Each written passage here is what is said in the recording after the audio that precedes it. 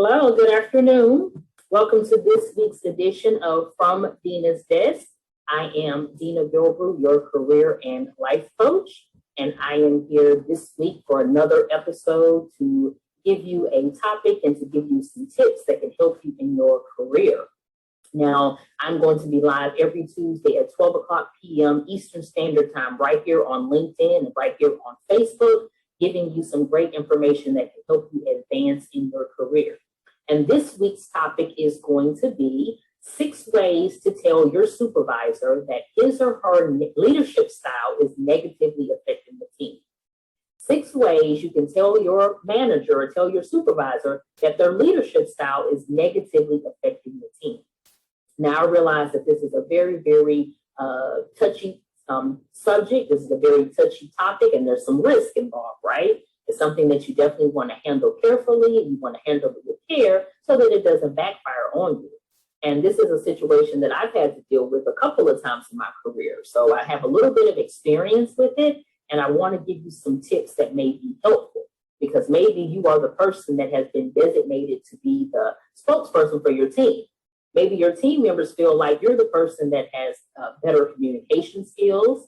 Maybe they feel like you have a better relationship with your supervisor, and maybe they feel like you would be the better person to maybe bring up some of their concerns, right? And to kind of speak on their behalf. And so if that is you, I want to make sure that I give you some tips. I want to make sure that I give you some help, and I don't leave you out there hanging, so to speak. I want to make sure that you are equipped for the time when you may have to have this uncomfortable but probably necessary conversation. And so I'm also convinced that a lot of times, when managers may not have the best leadership style, or maybe their management style isn't quite what you want it to be, that it's not something intentional. I don't really believe that managers just wake up and say, you know what, I'm going to be difficult with my team today. I'm going to be a less than perfect manager today. I really don't think that they wake up and try to do that. I believe a lot of times when supervisors don't have the skills that we want, it's probably because they just don't know those things are an issue. They may simply just not know that it's a problem. And if they do know that it's a problem, they probably do not know how to fix it. They probably don't know what the fix is, right? Because again, maybe they're not aware. Maybe they're new managers, their first time leading a particular team. And sometimes you actually have to manage your manager. Sometimes you actually have to manage your manager, right? And you have to kind of provide a little bit of help to get the management style or the management that you want. So that's what I'm going to talk about today. I'm going to talk about 6 ways that you have to tell when you have to tell your supervisor that their style of managing the team and their style of leadership is negatively affecting the team. Okay? So the very first thing I want you to think about whenever you get ready to have this conversation is you want to give the conversation, or when you have to give this feedback, you want to give the feedback very gently. You want to give the feedback gently, and you want to give it one-on-one. Hi, Mary. Yes, and what she's saying is they sometimes only know one leadership style. Mary said that sometimes managers only know one leadership style. They don't know another way to be, right? So that's the reason why I'm saying sometimes you have to bring it to their attention, and sometimes you have to manage your manager. And so whenever that comes up, you want to make sure that you give them the feedback gently. Now, think about if you were on the receiving end and you were over the team and somebody was giving you feedback, how would you want to receive that feedback? You want to receive it gently because they may not know, they're unaware, and maybe the first time any of these things are brought to their attention. So you want to give it gently in a way you want to receive it. And you definitely want to give it one-on-one. You definitely want to give it one-on-one because we all know how it feels to be called out, to be embarrassed and somebody saying something in front of other people, and we don't want to do that because then it's just going to make the situation worse. So you want to give it gently and you want to give it one-on-one. Now, that may be through your already scheduled one-on-one, because maybe you meet with your supervisor every other week and you already have time on the calendar and it's already set that you're going to meet. And that might be a great time to just add that to the agenda and just bring it up, right? Or it may need to be a special meeting. It may need to be where you just shoot them an email, maybe you catch them in the hallway, you stop by their office and say, there's something I want to talk to you about. Is there any way we can, maybe chat later on today for 30 minutes, or maybe I can get on your schedule sometime tomorrow or something like that, right? So it may need to be a special meeting. And it may need to be where you need to get out of the office setting, particularly if you know this can be a very tense conversation.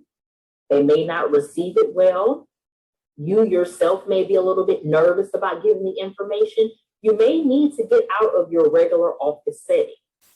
You may need to go have lunch. You may need to say, is there any way we can maybe go have lunch tomorrow? And then when you go have lunch with them, then you bring it up. Because you're in a different setting. You're in a more relaxed setting. You're eating a meal, a delicious meal, hopefully. So you're kind of, calm a little bit, and that may take the sting off of the conversation, right? So maybe think about taking it out of your regular office setting and having the conversation somewhere else that would help. And then you may have to start the conversation in written format, particularly if you know your supervisor is someone who pretty much communicates in written format. They're always asking you to send me an email. Put that in writing, send it to me in an email. They're kind of letting you know, I like things to be in written format because maybe they process things better when they can read over it first before having the conversation. So you may want to start the conversation in written format. You maybe don't want to write everything down and send it in an email, but you may just want to kind of outline, here are some of the things that I want to talk with you about in my next one-on-one, or here's some of the things that are a concern I'd like to follow up with you in my next one-on-one. And that way it kind of, again, you kind of take away some of the sting. They can kind of ease into the conversation. They're not caught off guard. Therefore, they probably won't be so defensive when you're bringing these things up, right? But either way, give the feedback gently and give it to them one-on-one and make sure it's just a conversation between you and that person, okay? So number 2 is you want to make sure that you remove your personal feelings. You want to make sure that you are removing your personal feelings whenever you are giving feedback. Okay, I think this is for obvious reasons because you don't want to go in there emotional. You don't want to go in there upset and emotional and pointing the finger and, bringing up all of these different things. And it's going to make the situation worse, right? They're going to be defensive. You're emotional. No one's going to hear each other. It's like you're going to be talking at each other rather than talking to each other. And so you want to make sure that you don't give or say emotional statements and you say results-driven statements. Don't go with the emotional statements, but you want results-driven statements. So you want to try to avoid starting sentences off with you. You don't do this, you that, right? You don't communicate effectively with the team. We never know what you want from us, right? How do you think that's going to come across? How would it come across to you if someone said that to you? So instead of starting off with you statements, you can start off with more results-driven statements by saying something like, the team is really affected when we don't get clear communication from you and we don't know what the expectations are. So you're not focusing on the manager and what they're doing, you're making the focus be about the team. Because if the person is a manager, they should care about the team. They should want what's best for the team. And so if you always bring it back to the team is affected when this happens, that may resonate better, right? And so instead of saying, you don't appreciate us, you just give us all this work and you never show any appreciation. Instead of saying that, they're focusing on, wow, I feel attacked. I feel like you're, pointing the finger and it's always you all the time. Instead of saying that team morale could probably greatly improve if every now and then you showed us that you appreciated us. And again, you're focusing more on the team. You're not focusing on that person and they're not feeling like they're attacked. So you want to think about that. Think about it and make sure that you're rational. Make sure that you calm down. You may have to take a couple of days to kind of, after maybe something has happened or what have you, you may have to take a couple of days to kind of calm down. So therefore you are not emotional, you're being logical and you are being rational and you're thinking and being purposeful with the things that you're saying, okay? And then number 3, you want to make sure that you have specific examples. You want to make sure that whenever you have this conversation, you have specific examples. Because like I said in the beginning, the manager simply may not know. They may be unaware. As Mary has said in our comment section, they may only know one leadership style. They don't know how to do anything differently, right? And so you want to have some specific examples.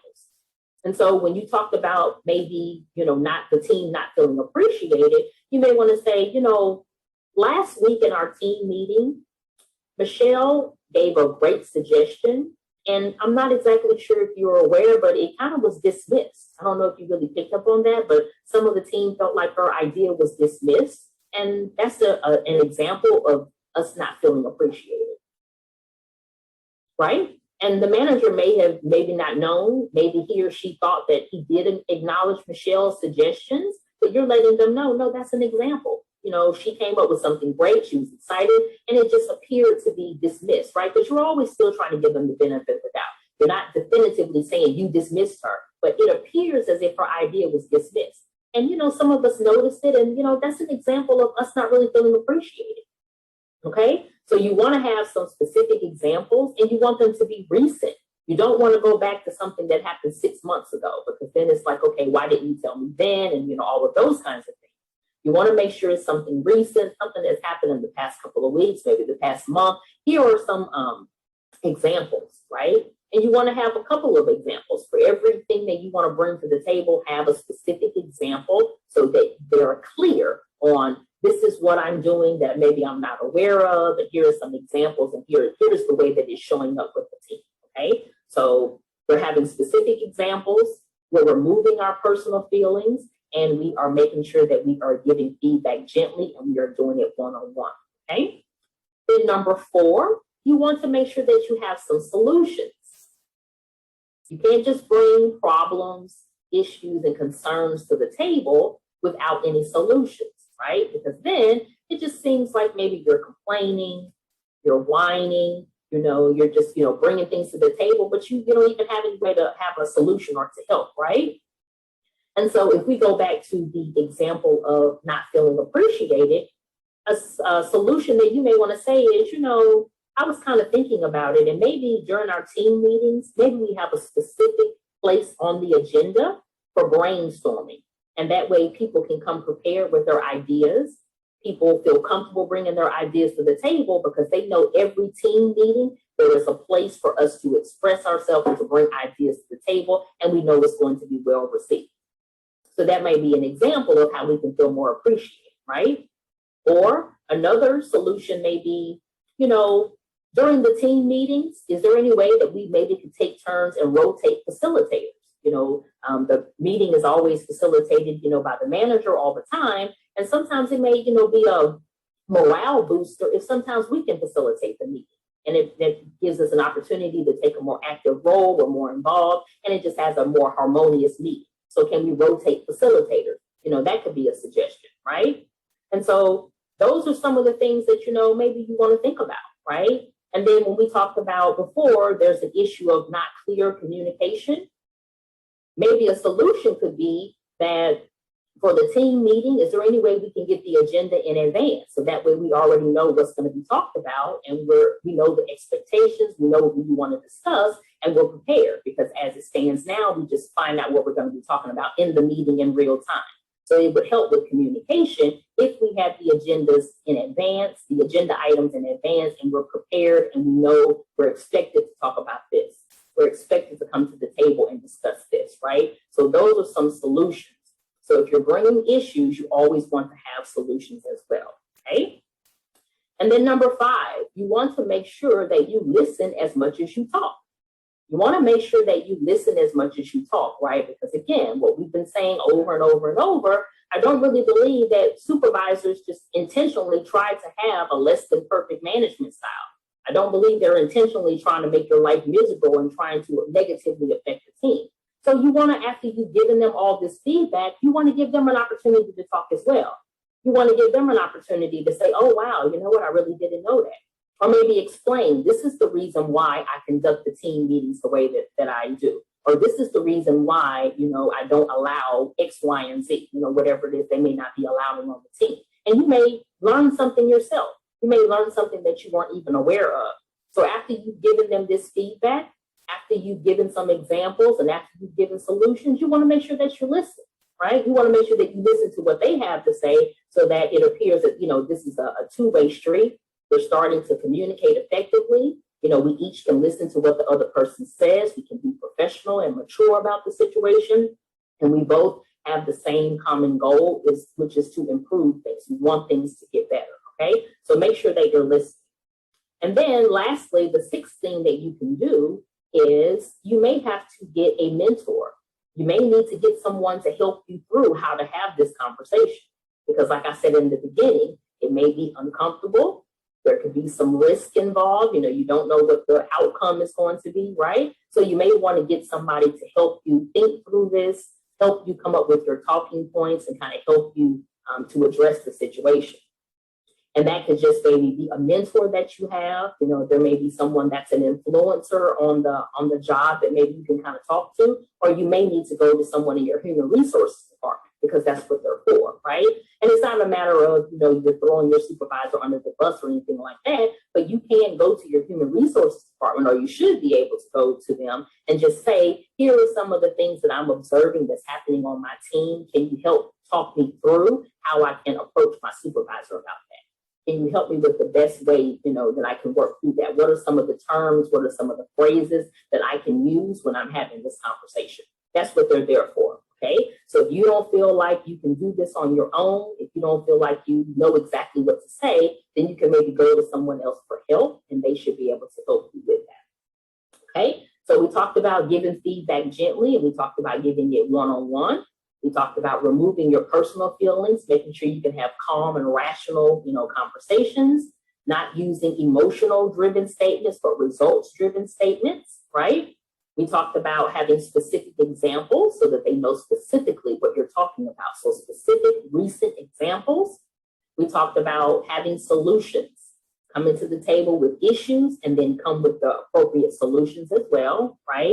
And then we talked about listening as much as you talk. And then we talked about getting a mentor, getting some help. And as Mary has put in the chat, practice the conversation with your mentor. That's very good role playing. If you feel like it's going to be difficult for you when you have a conversation with your mentor, just kind of role play and just kind of say, you be the manager, I'm going to be myself, and let's practice how this goes, right? So that when you do have the real conversation, you've kind of gotten out some of that nervousness, right? You've got some of the kinks out so that you're ready to go with the conversation, okay? So this has been the tips that I wanted to give you for ways you can tell your supervisor that his or her leadership style is negatively affecting the team. These are some of the things that I have used personally and throughout my career that have worked for me. Sometimes I did things the right way and sometimes I didn't, but I definitely learned. So some of the lessons that I've learned, I'm telling you today, and I'm hoping that they're going to be helpful for you. So this has been this week's edition. Let me know in the comment section if this has been helpful. Of course, you can always shoot me a DM if you want to give me any feedback or if you have any questions or need help with anything. And be sure to share this. Share this with someone who you think may need this information. So thank you so much for watching. This has been this week's edition, and I will be back here next Tuesday at 12 p.m. with another topic that can help you advance in your career. Okay, take care and have a great rest of the week.